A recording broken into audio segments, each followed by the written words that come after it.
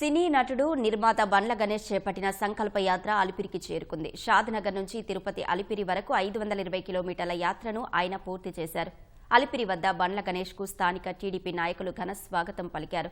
అలిపిరి వద్ద కొబ్బరికాయలు కొట్టి పాదాల మండపంలోని శ్రీ వెంకటేశ్వర స్వామి ఆలయాన్ని, లక్ష్మీనారాయణ స్వామి ఆలయాన్ని దర్శించుకుని పూజలు నిర్వహించారు.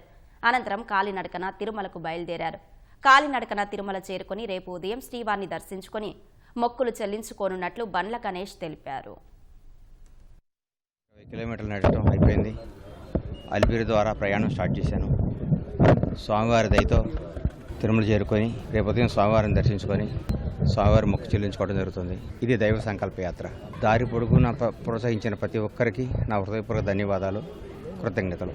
తిరుమల తిరుపతి దేవస్థానానికి షాద్నగర్ నుంచి 500 కిలోమీటర్లు పైన నారా చంద్రబాబు నాయుడు గారు అరెస్ట్ అయినప్పుడు ఆయన ఆయురారోగ్యాలతోటి క్షేమంగా జైలు నుంచి బయటికి రావాలని చెప్పనేసని సోదరులు బండ్ల గణేష్ గారు మొక్కోవటం, షాద్నగర్ నుంచి పాదయాత్ర పూర్తి చేసుకొని ఈరోజు అలిపిరి చేరటం జరిగింది. వారికి సంఘీభావంగా చంద్రబాబు నాయుడు గారి మీద ఆయనకున్నంత అభిమానం, ప్రేమని చూసి మేము కూడా అంతే గౌరవంతో ఆయన్ని ఇక్కడ రిసీవ్ చేసుకొని ఆయన్ని గౌరవించి తిరుమల దర్శనానికి పంపడం జరిగింది.